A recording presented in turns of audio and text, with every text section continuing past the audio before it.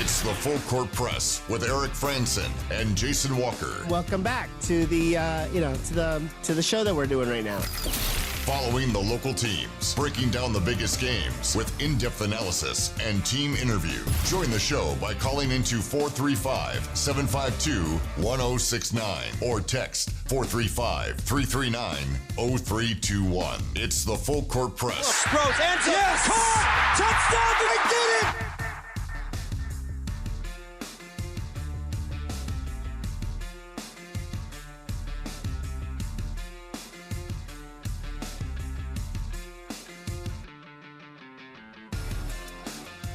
Good afternoon, everybody. Welcome on in to another edition of the Full Court Press. Eric Frandsen, Jason Walker, here on 106.9 FM, 1390 AM, streaming on 1069thefan.com and the 1069 The Fan mobile app. Hope you had a great weekend. A lot of fun things to discuss after a complete dominating performance by the Utah State men's basketball team and the Utah State student section in Boise. We need to talk about both because both dominated on the road.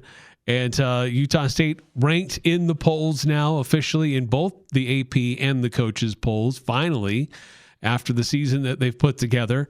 On a roll right now. Got a tough test this week, but before we get into that, we got to recap what happened over this past weekend and, of course, invite you to share your thoughts as well on the Young Power Sports of Logan text line, 435-339-0321.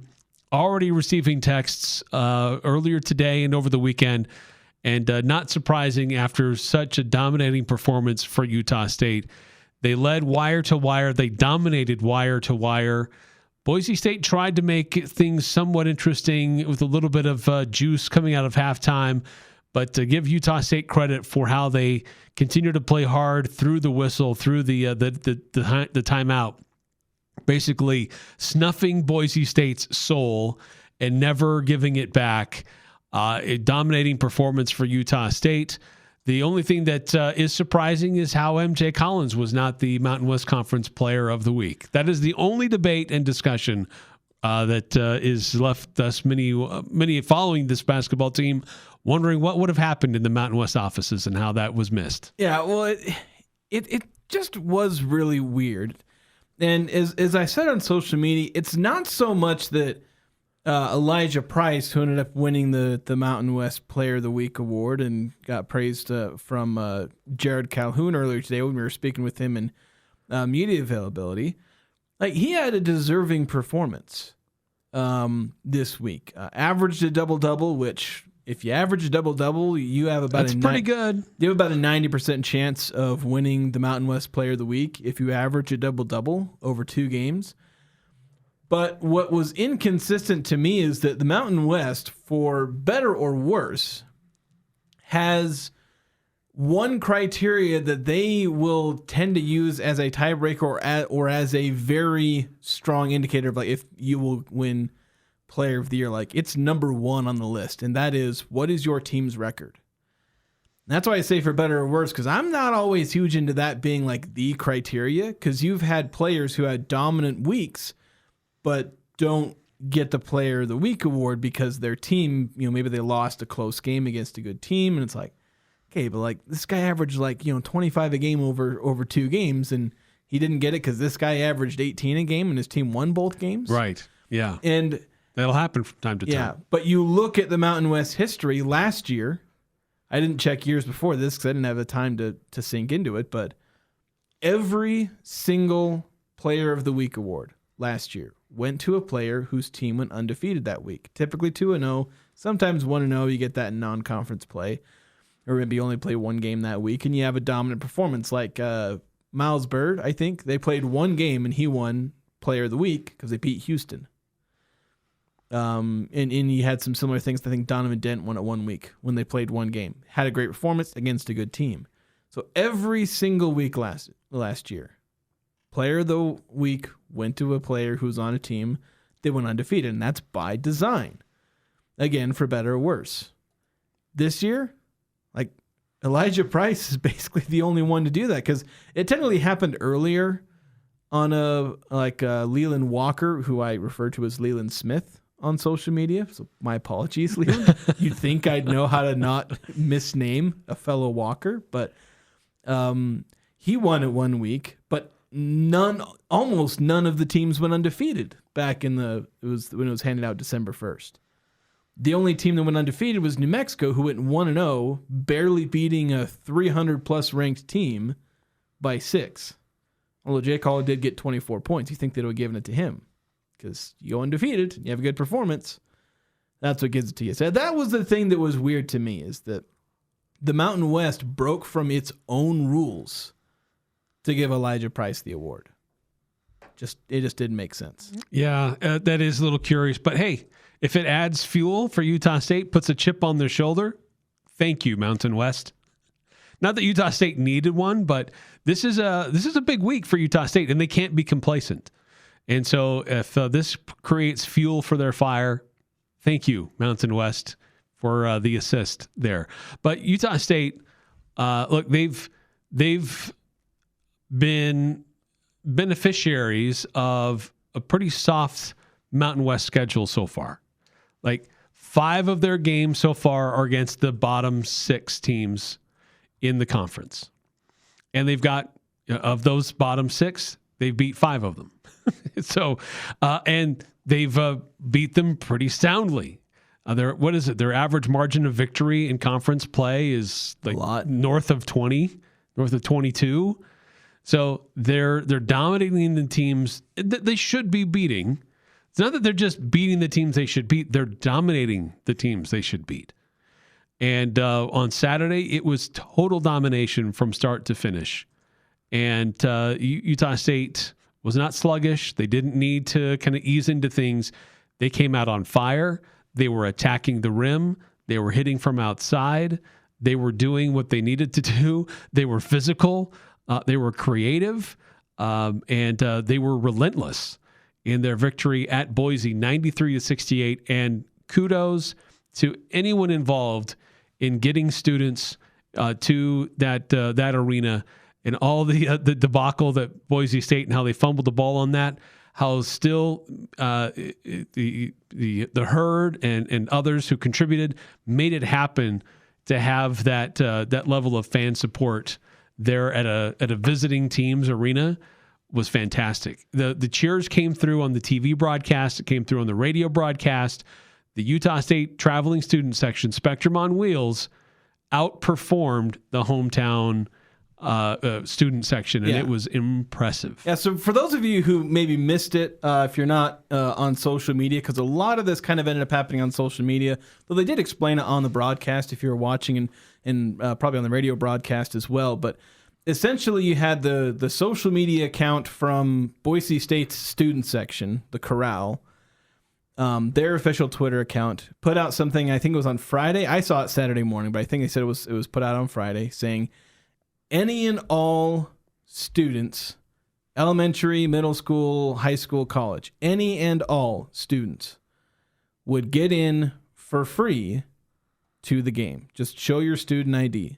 Any student ID. Yeah, they're struggling filling that arena. Yeah, and they're also still on or were on break. Their university didn't start. So like how Utah State, was selling tickets in the student section. That kind of thing. Of course, they're giving them out for free. Utah State's selling them because there's actually demand for their student section seats. But still, it was that kind of thing. Get people in their student section. So the HURD caught wind of this and said, all right, bet we have student IDs. We're going to go up there. And so this whole grassroots movement shows up where a bunch of students were saying, hey, we're going to make the trip. They were organizing things. They were trying to get money for, fuel. It's a 4.5-hour drive. That's not cheap for a student to just tank, on a whim. And so there was some funding there. But then as all this momentum was gathering, that same student section for Boise State, the Corral, they clarified after a while, well, only those with an Idaho ID, student ID, can get in. But that didn't stop the HURD. It may have even galvanized them even further. Right. And they continue to raise money now for both the tickets, which you could get them for like $15. So that ended up not being the biggest problem. Most of the students could probably handle that, but still they were raising money. Ended up raising $3,000, more than $1,000 of which came from both the Utah State coaches staff. Their coaching staff put together $1,000 between them to donate to the HURD to help pay for some of these things. Cam Walker himself pitched in to that total as well, and I think in total about 70 people, just under 70 people contributed. I think in total $3,000 is what I believe the final total came, roughly. And they got somewhere between 150 and 200 people in one of the upper sections of Extra Mile Arena.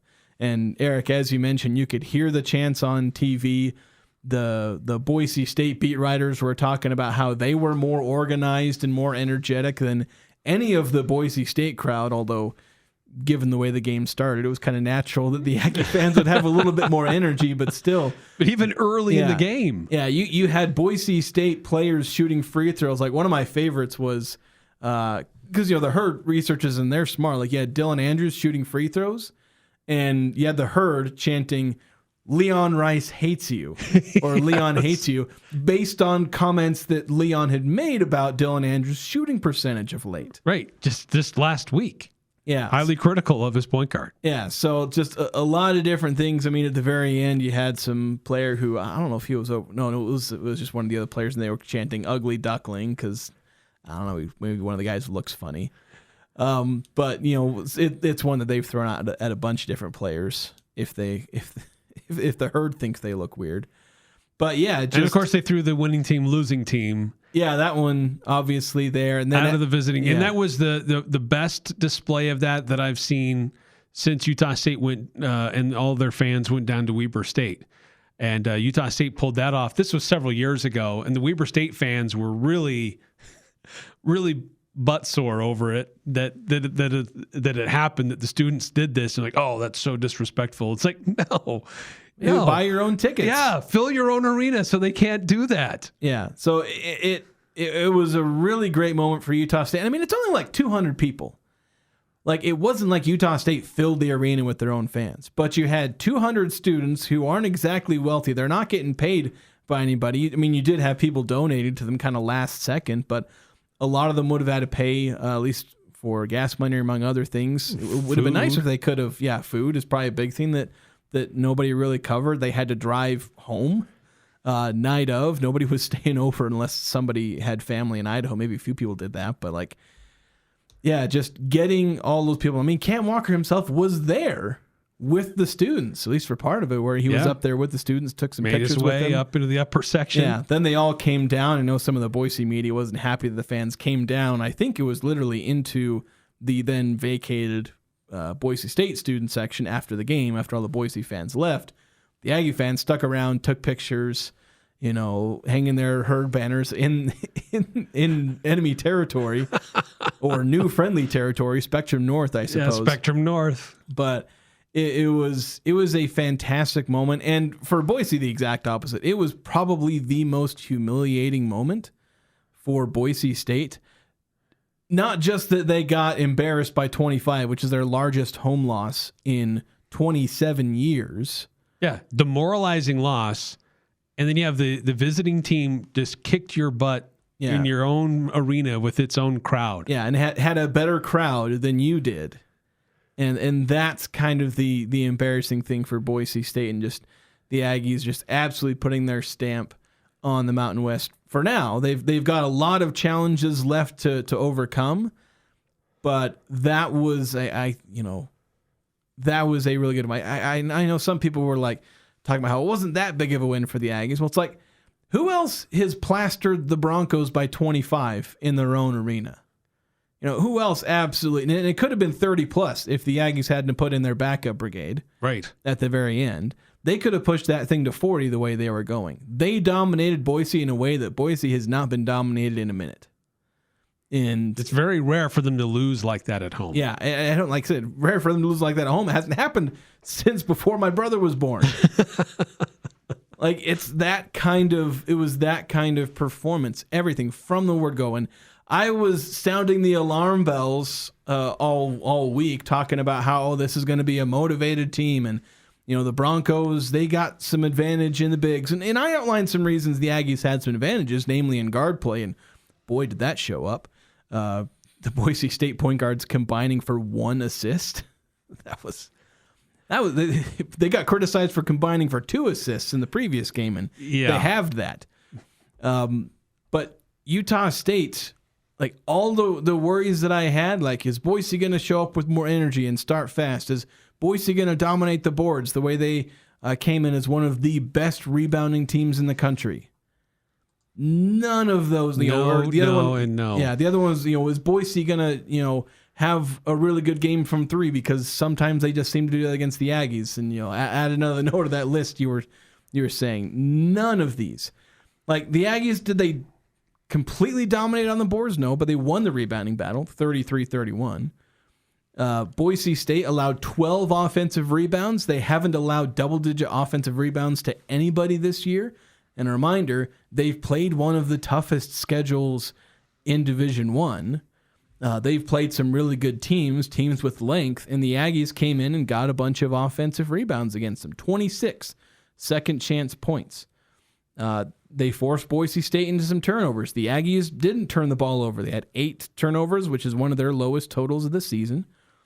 And they didn't foul a ton. They didn't let Boise shoot well from 3. They didn't let him shoot well from anywhere, to be quite frank, except for kind of the free throw line. So Utah State just dominated every facet of this game. I'm not sure there's a single way in which Boise State had a slight advantage in any aspect of this game. So fun. It was so fun to watch and so fun to listen to. Let's get to the text line because I know a lot of our listeners are having fun with it as well. This came in actually on Saturday from 9310. Mountain West tournament tickets just went on sale through the university. Time to lock up those seats. In fact, that last phrase there, time to lock up those seats, that could go for any game involving Utah State because already several are sold out. A few others are nearly sold out. So if you want to see this team in person, you need to act now. And that may even include seeing them in Las Vegas at the Mountain West tournament. So, act quickly to get those tickets to see Utah State and make arrangements to see this team in Las Vegas. Did you read 4781's text on Friday? We are one day closer to a Patriots loss. I did. Should I rub it in? The Patriots won? I mean, 4781 was not wrong. You're one day closer to a Patriots loss. It'll happen at some point. It's just extended further out. Yeah, it's not this weekend, not this last weekend, maybe next weekend. They wanted to do it for your birthday. Yeah. Don't let Jason down on his birthday. Yeah, they won on my birthday. 2444, absolutely love the attention that this story got on a national scale. What a way for Aggies to make a statement to the rest of the conference and country that they are the real deal. AP ranking them this morning was the cherry on top. Can't wait to see the environment in the Spectrum on Wednesday. Yeah, the Aggies coming in at number 23 in the AP poll. As I believe it was Braden Clark. He was the one that kind of brought this to my attention and looks at myself, but it is the first time that the Aggies have been ranked at some point in a season 3 years in a row. They were ranked 2 years ago. I think they finished 21st in the AP poll under Danny Sprinkle. They were ranked about this time last year. It took them about as long last year to get ranked. We're only ranked for 2 weeks before they lost to UNLV, then didn't get back in the top 25. And then now, here they are, ranked again. Took them about this long. This is about as long as I would expect. I know a lot of people were upset about how long it took, but it's like, and none, like there was maybe a computer ranking that had them in the top 25 before like last week. And now their average rank in the computer rankings is like 21. So yeah, now is about the time they should be ranked, and they are. Yeah. They're 13th in the net. But yeah, I don't when you trust look the at net. But when you look at okay, who have they played? Yeah, they've stacked a lot of wins, and that's probably what's most important. But it's also like how they've won here recently. Yeah, it's finally got them into the top 25 discussion. Yeah, the AP poll is either volume wins or marquee wins. The Aggies have the former, and it just takes a long time to get volume wins. Yeah. Got to take a quick time out. We've got more texts coming through. We'll get to those. If you want to chime in, always love to hear from you. 435-339-0321.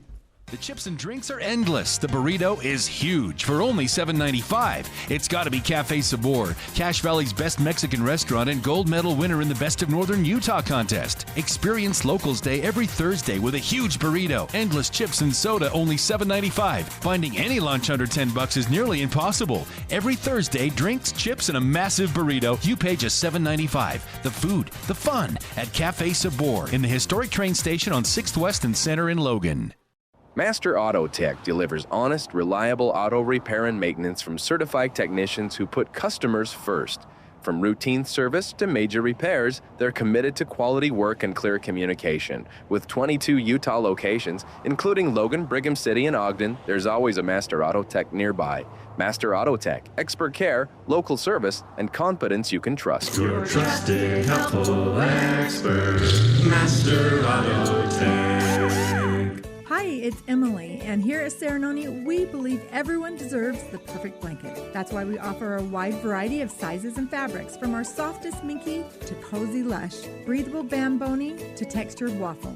So you can find the perfect fit for babies, teens, grandparents, and everyone in between. Established in 2006 right here in Logan, come visit us and find the perfect blanket at our store on 10th West next to iFit. Serenoni, wrapped in comfort, gifted with love. Happy New Year! You survived the holidays. This is Jarek at Jarek's Fine Jewelry. Did you meet the family during the holidays? How was that? Is it time to go engagement ring shopping? Valentine's Day is coming, but why wait? Do it now. Bring her in and view our collection of over 3,000 rings. With many of them being our own custom designs, I know we will find the perfect one. At Jarek's Fine Jewelry, we make it special. So come make it Jarek. Jarek's Fine Jewelry. Make it special. Make it Jarek's. There's no reason to wheeze and sneeze while around dogs and cats. The Allergy Clinic, located in the Three Peaks Medical Plaza in North Logan and Providence on Gateway Drive, has an aggressive treatment for dog and cat allergies. Get the help you need. Stop avoiding friends and relatives' homes just because of their pets. Independent physicians Blotter, Robinette, and Deere offer Cache Valley a full-time clinic to test and address your allergy concerns. Most insurance is accepted. Call 753-7880. That's 753-7880 for allergy testing today.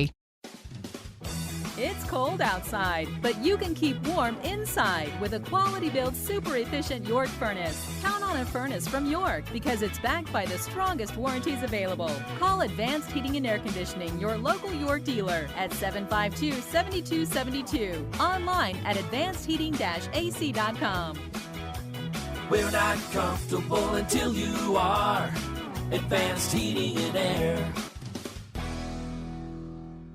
The Full Court Press on Sports Talk Radio, 106.9 FM, 1390 AM. The Fan.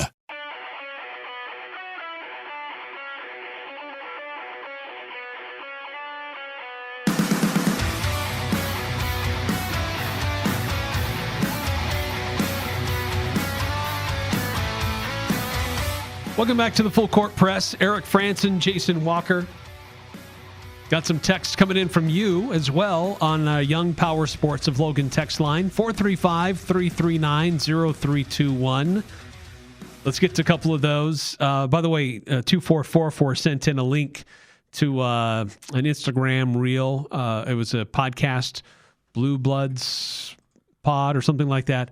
But the story about Utah State students taking over Boise State has definitely made the rounds in several national outlets, and great to see CBS Sports share that on their social media feeds as well. Yeah, and like during the broadcast, it's kind of nice because like they alluded to it like 2 or 3 times loosely during the broadcast. It can be tricky to share these kind of stories while the action's happening, but then they took the time. It was late in the game, so it's a blowout. That's when you start doing some real storytelling if you got time for it, right? Or random tangents because the broadcasters are bored because it's then maybe that kind of game. But they full in. They showed the post. They showed and they told the story very well. Because there's some people that miss a detail here or there. No, they had all the receipts. Yeah, they had everything, and they told the narrative very well. They clearly went, did their research, looked it up, got everything right, and so it was It was a great job by CBS Sports. 8968 texting in. That was one of the best games I have ever seen the Aggies play as a team in all the years I've watched them. I hope it's improvement on the team and not just one shot thing. Now we need to ask ourselves, how much was Aggie improvement and how much was Broncos giving up? I've never seen the Broncos play so bad, or nor have I seen their home court dominated so much by an opposing team's students. I almost felt sorry for them, but I got over it quickly. Yeah, I think Aggie fans will get over their sorry for Boise State pretty quickly, just like I very quickly get over my sorrow for any Jets misfortune. Boise looked disjointed a little bit. They didn't look like they were as aggressive as we've seen them in the past. Their coach was highly critical of a number of their players just last week, or earlier in the week, I should say. So I don't know if that had an effect.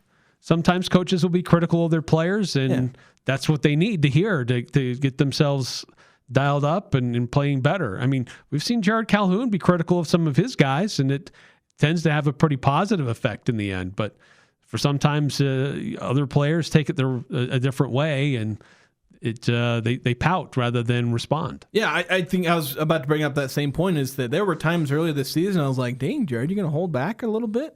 Like, he was dropping names at times, like not really like going after super hard and saying, this player sucks and why are we paying him this much money? But there were times he was being general, saying like, we're paying these guys a lot of money. They'd better be, performing. We'd be fishing for compliments for players. How about Mason Falsett? Like, well, he'd better be playing that well. We're paying him this much money, and that kind of stuff, and calling out guys for not being leaders. That was when he was dropping names like, this guy should be leading more, and this guy should be leading more, and just calling out the entire team as a whole. He didn't call on anybody for this, but like the practice habits, he was calling out the team as a whole.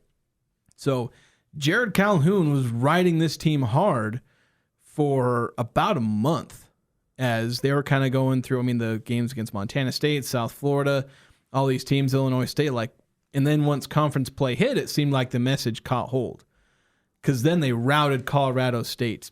Bit of an iffy game against Fresno, but Jared Calhoun actually wasn't that critical of his team against Fresno. He was actually kind of being a little more positive at that point, and maybe seeing that the things were catching hold, and it's like, well, that was just kind of an off game. Then they go out, beat San Jose. It took them a minute to get going, but they beat San Jose by 18, rout Air Force, rout Boise. And so Utah State has caught hold of that criticism and gone the right way with it. It galvanized them. Yeah. For Boise, maybe it's doing the opposite, whether they're soft or just don't respond to that type of criticism. That doesn't make you soft. People respond to different types of criticism better, and that's just called being human, not necessarily being soft. And so maybe that's just a misplay by Leon Rice. Is maybe he doesn't understand his team the way he needs to, and you approach your coaching strategy. So some of this was Boise State not being on point, but San Diego State needed a triple overtime to beat this Boise State team by 3 on their own court. Yeah, that's what's confusing. Boise has shown points of this season, they've been very tough and they've played very well. But then this last week, with their performances against Grand Canyon and Utah State, they look very soft. Yeah, and Grand Canyon did beat them, but Boise was climbing back into that game in the second half. They were never in the game against the Aggies. No. And that's kind of the difference. Grand Canyon beat them somewhat convincingly. Utah State just ran them off the court. And so that's two different kinds of performances. So, some of it is Boise State just hitting their worst downslope of the season. It's hard to say this is a new low point after you lose to a Division II team. But, after that game, they still had a lot of hope. You had everyone saying, well, that game doesn't count toward the metrics, so everything's all right. And it's like, all right, fine. And I overlooked it for the most part, especially once they started conference play and they'd stacked a few more impressive wins. But now they've hit a new low point, 1-4. So the Aggies, it's not just that they're winning, it is how they're winning now. That's what becomes the impressive thing. It's not just being 5-0, it's being 5-0 and doing things to teams that they've not done before. I've kept referencing after a few of these games, against Colorado State. That was the largest margin of victory against Colorado State ever. Tied for the highest points scored against Colorado State. The other one, they needed overtime to score 100 points. They beat Air Force, which was either one of the largest margins or was the most points ever scored against Air Force.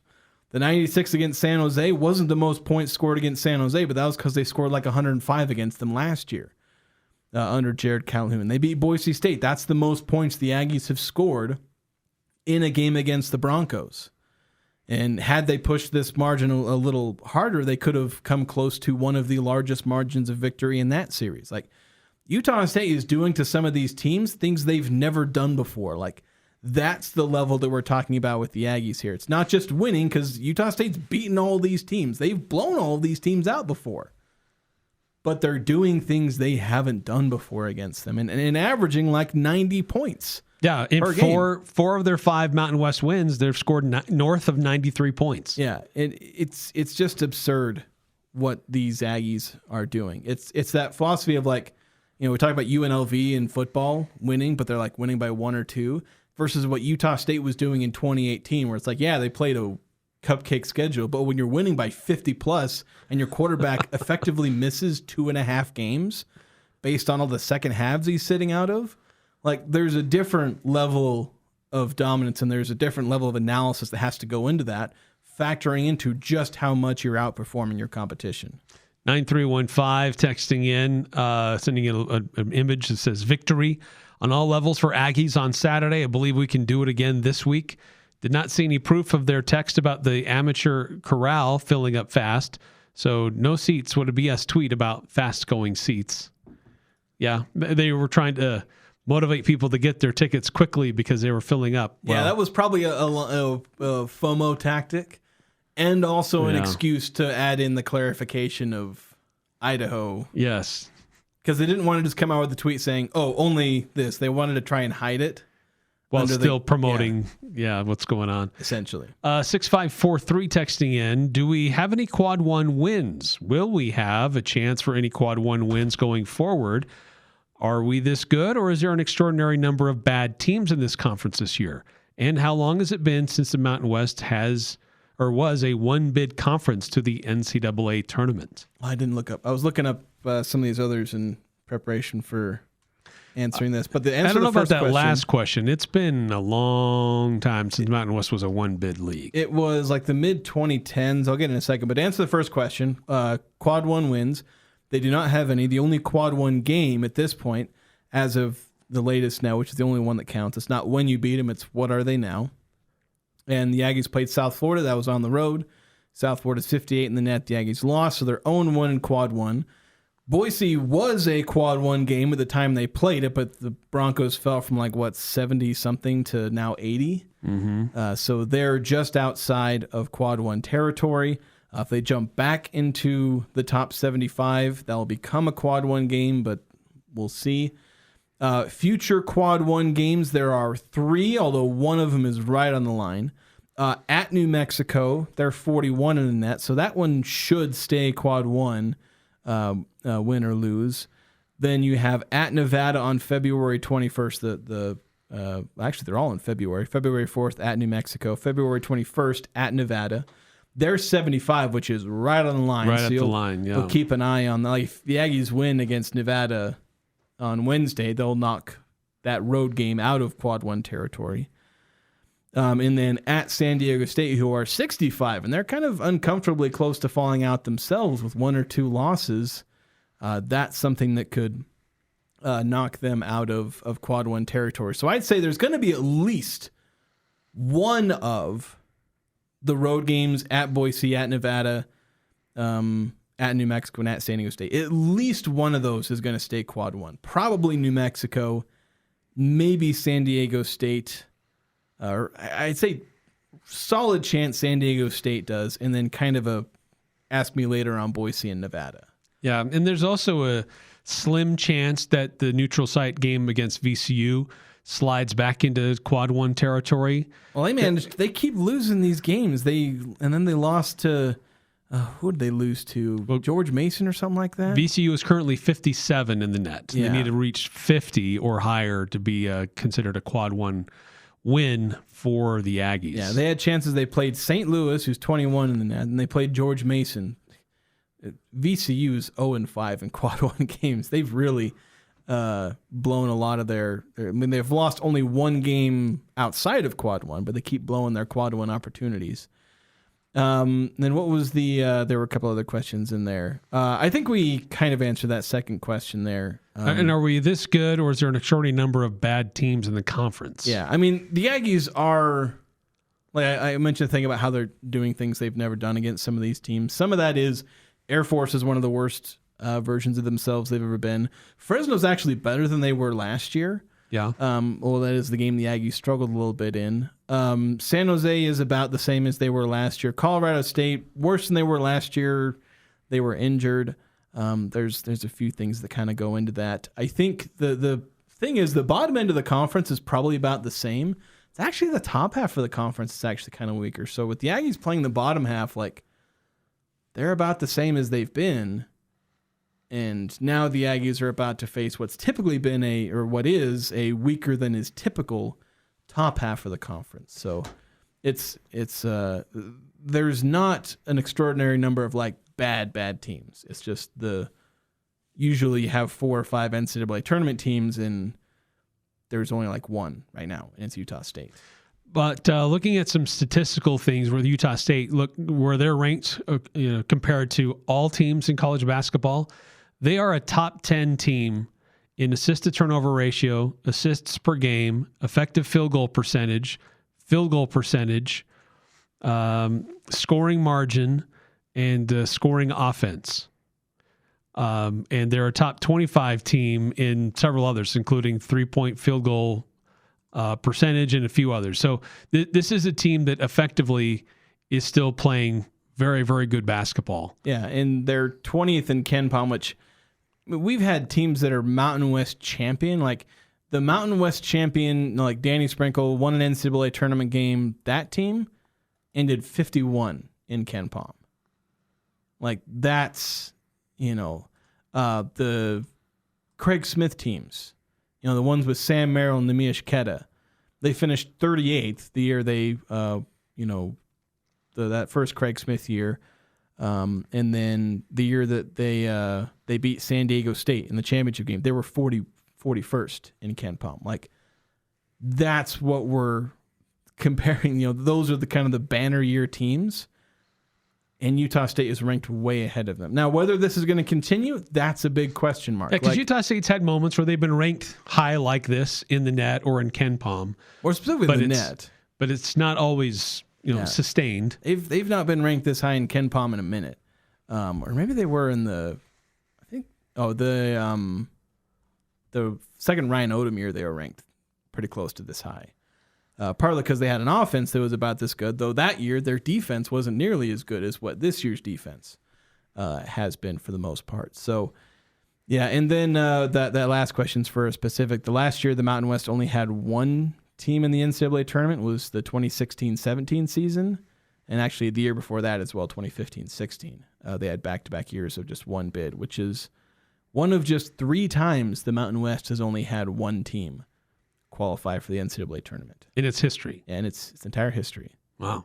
8968 texting in, you would have thought that everyone on Boise's team should have been fired up to beat the Aggies. They don't like the Aggies very well. Yeah, not particularly. They did not seem to care. I mean, Dylan Andrews finally had a half-decent game, and some of the guys did all right on offense, but their defense, which, again, metrics-wise, was the best in the conference, but like it went from being ranked in like the 20s to the 40s after giving up those 93 points. Like nobody else had scored, I think, more than the previous high in points against Boise State was 81 in regulation. I have to specify that because San Diego State did get 110, but they needed 15 extra minutes to do it. Right. And they scored 79 in regulation. So 81 was a previous season high that Boise had allowed. They allowed 79 in that season opening loss to Hawaii Pacific. They actually allowed 81 against Nevada, but that was also on the road. Like, that 79 to Hawaii Pacific was their highest they'd allowed to anybody at home. And the Aggies walked in and put up 93 and sleptwalked for the last 3 minutes. They could have put up triple digits if they'd pushed. Yeah.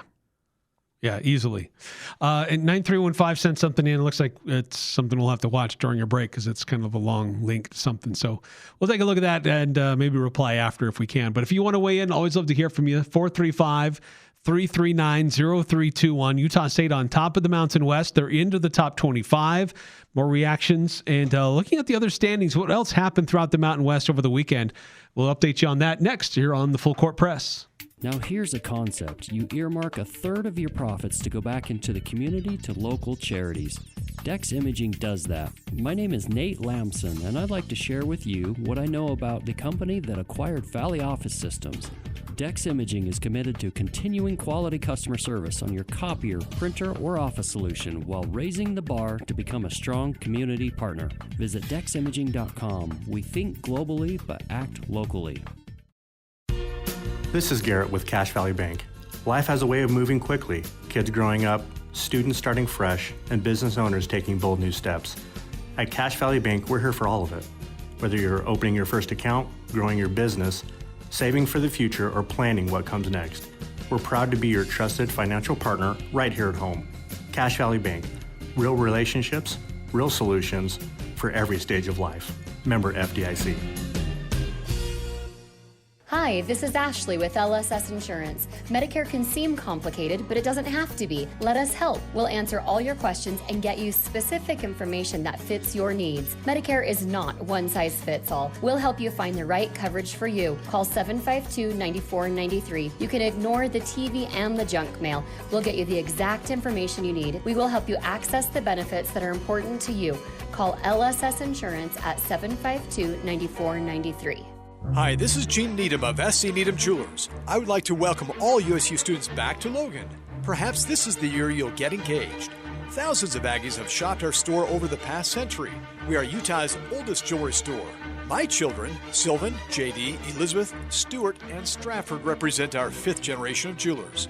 When choosing a ring, visit our website at scneedham.com or simply visit our store in downtown Logan, where Utah gets engaged. SC Needham Jewelers, middle of the block, at the sign of the clock.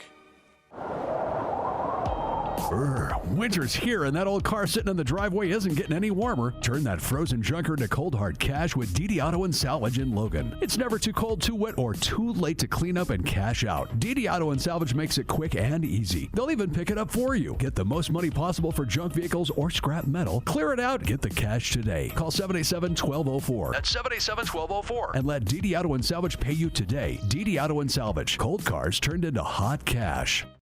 New news from the Riverwoods Conference Center. All-inclusive pricing is now available for every occasion. Imagine your dream wedding, your daughter's quinceañera, corporate retreats, family parties, business conferences, or expos. Whether you're searching for a small private area, a breathtaking outdoor reception by the river, or an event that accommodates up to 2,000 people, the Riverwoods Conference Center makes event planning effortless with its perfect combination of beauty, service, catering, and now all-inclusive pricing. Visit theriverwoods.com or call 750-5151 for more information today.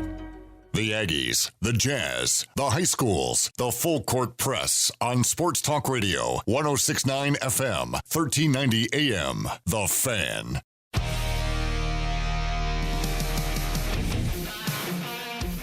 Right now, Young Power Sports Logan has a massive selection of snowmobiles, and every sled is on sale.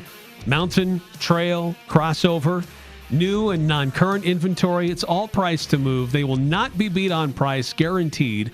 So if you're looking at a Polaris or a Ski-Doo, stop shopping around. Best deals are in the region, and they're right here, period, at Young Power Sports Logan.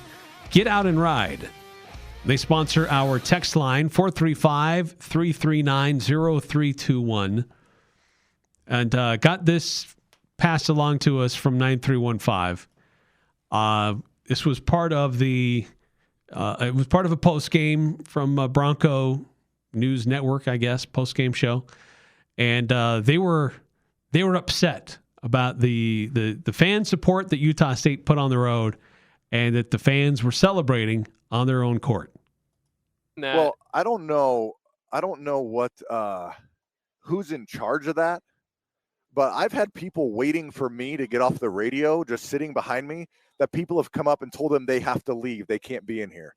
And the student section, the students from Utah State get to fill the Bronco student section, do their chants that they have for their coaches, for their players. Maybe hundreds were over there, and they get to stay in the building after a game like that. I don't get it. I don't know who's in charge of that or how that goes down, but that was one of the worst things that I've seen, I think, after a game, after a home loss, is the opposing student section going into your student section and doing their school cheers on your home court. Yeah. Cry me a river. Yeah, and well, it is. They're right in the end there. Like, I know there's a hint of whining there about them being allowed to stick around, but like they're right. Like Boise State is, they were the laughing stock of the Mountain West and they lost to a D2 team, and they're that once again, except now the whole nation knows, oh yeah, we didn't show, the other team's fans showed up more than we did. Like, even though that's not technically true, there were more Boise State fans there than Utah State fans, but that's the impression that people around the country got is, oh yeah, this team had more road fans in their arena than home fans. And that is that's a pretty devastating reputation to have. It's embarrassing. Because that's the thing that feeds into recruiting. It's like, oh yeah, you're the team that doesn't get any fans? Like, that's what I heard when I was seeing social media, like all these, 17, 18-year-old kids, like, yeah, you're the team that had more Utah State fans at your game when you were playing them. I don't know if I want to go to your school. I want to go to the school that has fans who support us and travel to watch us. Yeah, which doesn't necessarily mean they're going to go to Utah State over Boise, but like that's a thing that really hurts your reputation. And first impressions matter. There's a lot of people who that's going to be their first impression of Boise State is the team whose fans don't show up. And they tried a promotion to get as many students in the building as possible, regardless of age, and that's what they got to see. They brought it upon themselves. If they don't run that promotion, this doesn't happen. No, you're right. I mean, there might have been a handful of students like, hey, let's go up, let's make the drive, whatever. Yeah. They would have had a smattering here and there, maybe a dozen. Yeah, like there'd have been no chance.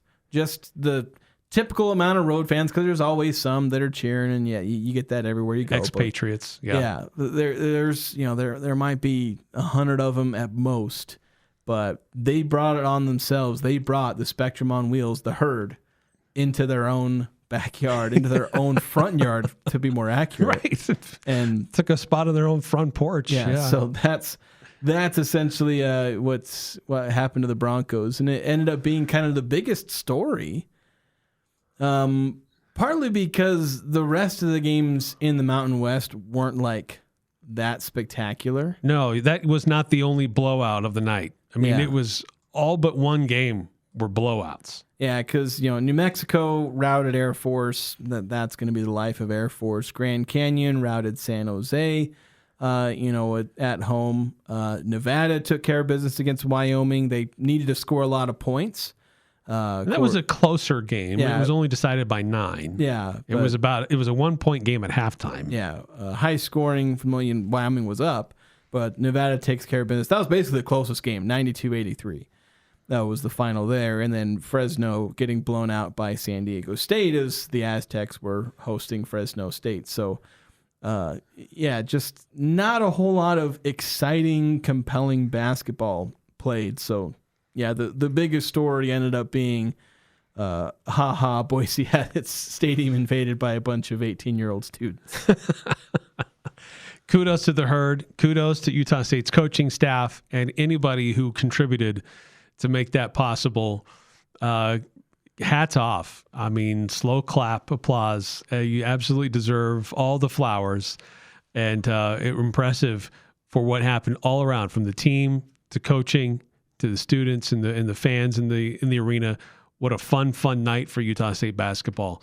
And then this morning, getting the reward, seeing Utah State ranked in the top 25, 23rd in the AP, 24th in the coaches. Does anybody ever actually pay attention to the coaches poll anymore? Not a lot. In press releases, it shows up. Like, I was looking at a Mountain West press release, and it was such and such team ranked 20/20, and it's like AP and coaches poll. Congratulations. It's like the only time people use coaches polls are in sports that the AP doesn't cover. Yeah. Like women's volleyball. That's a coaches poll. Women's soccer, they use a coaches poll because they're actually paying attention, unlike the Associated Press, who couldn't give a rat's behind about some of these sports. One last text here from 8968 before we hit another timeout. If the Aggie fans show and Boise don't, the ones that show up have the right to cheer. It's up to the school to out-noise them. Yeah, got to be able to do that. And I know whether they intentionally went to the Boise State student section to set up and hang out after the game. I don't know. Yeah, they just went to they just went to, here's an empty section where the players are. Yeah. I don't know. I think they just went down to the section that was next to the Aggies bench, and it just happened to be where the Boise student section was. I don't know if they were doing a deliberate claim this turf for us. Not claiming this in the name of Spain or whatever. Yeah. The name of His Majesty, the King. It's akin to bringing your, in a football game, bringing your flag and planting it at midfield on the opposing team's logo. At least they didn't go to mid-court and get a flag. Do a stomp and just stick it in there. All right, quick timeout. When we come back, we'll see how well we did in trying to predict what would happen over the weekend. Pick 6 results coming up next here on 106.9 FM, 1390 AM, The Fan. This is Jordan with Primrose Home Care and Hospice, and I'm here with Barbara. Barbara, how did you become acquainted with Primrose? I had been trying to get another company to come and help me, and I had waited about 2 weeks, and I needed a bath. My neighbor suggested that she would make a few phone calls, and that very afternoon, Mark Stokes was sitting in my front room, and he said, "What do you need?" Primrose Home Care and Hospice. We're your home team. Who do you turn to if you want to change out your wood or pellet stove? Advanced Fireplace and Stove. They were voted the gold medalist for Best of Northern Utah for the 5th year in a row in the fireplace retrofit category. Be ready when the government's next wood and pellet replacement incentives pop up. Advanced Fireplace can help you navigate the paperwork. For more information, call Advanced Fireplace and Stove, 752-7272. Online at advancedfireplaceandstove.com. Snow and black ice are here to stay for a while. If your tires aren't ready, neither is your vehicle. At Express Auto and Tire, they work with all vehicles and all tire sizes, making winter traction and safety their top priority. Name brand tires are always less at Express Tire. As a Point S Tire location, you're backed by a nationwide warranty. Get winter ready with no appointment needed. 3200 North Main. Express Tire, tires for less. Where tires and service come together. Les Olson IT structured cabling is second to none. Tired of old and inefficient cabling? Have an upgrade or remodel planned? Building a new network from the ground up? We offer the very best in low voltage cabling installation, including data, phone, fiber optic, and more. Ask us how to get your free consultation today. Les Olson IT. Hey, it's JD here, and with the new year comes that familiar feeling of wanting a fresh start. We all make resolutions, eat better, be healthier, do better, but for some, the resolution that matters most is getting sober. That's why I want to tell you about Renaissance Ranch. They specialize in a faith-based, clinically proven addiction recovery. They know what it takes to break free for good. Call or visit renaissanceranch.net and make this the year that addiction no longer controls your story. Renaissance Ranch, hope, healing, and recovery. It's ski season, Cache Valley. This is Mark at the Sportsman, where we mount bindings. If you need bindings mounted to your skis or snowboards, in most cases, we can do it in 48 hours or less. That's right, 48 hours or less. At the Sportsman, we can also tune, sharpen, wax, and repair your skis or board so they are ready for the season. Usually, we can get those done in 48 hours as well. For 73 years, we have been taking care of skis and boards only at the Sportsman on Main Street in downtown Logan, with tons of parking in the back. Following the local teams, it's the Full Court Press with Eric Frandsen and Jason Walker.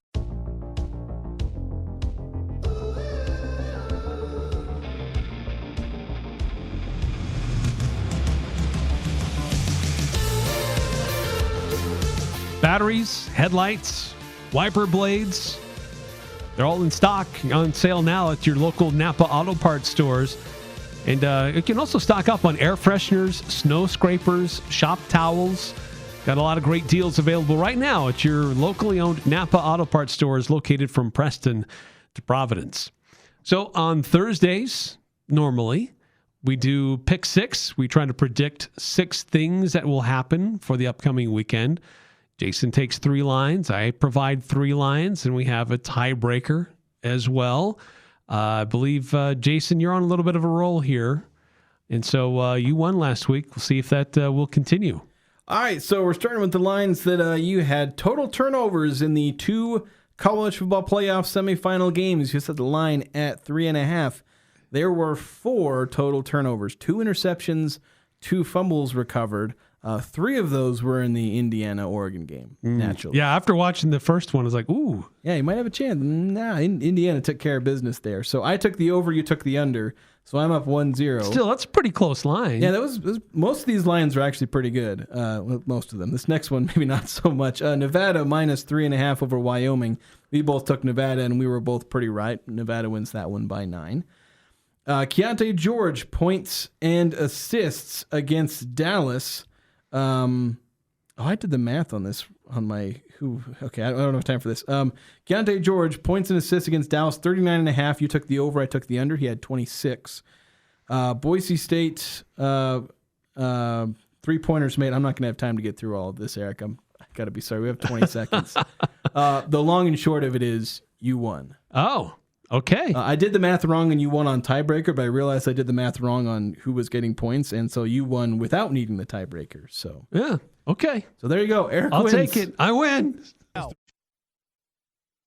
I'm Dan Patrick, and this is Above the Noise. When the moment demanded answers, Brock Purdy delivered, and it's a potential narrative changer. 2 brutal interceptions early. No George Kittle, no Ricky Pearsall, no Brandon Ayuk. Half the defense banged up. Every excuse was on the table, but Purdy was pure ice in his veins. That's the part that keeps getting missed. Many still label him a game manager, as if that's an insult. Managing chaos, injuries, momentum swings, and expectations. That's the hardest job on the field. The $265 million contract wasn't paid for box score bravado. It was paid for moments exactly like yesterday. For trust, for composure, for winning when the deck is stacked against you. Game managers don't overcome that right away. Game breakers do. And Brock Purdy just reminded everybody in the NFL which one he is. I'm Dan Patrick, and this is Above the Noise.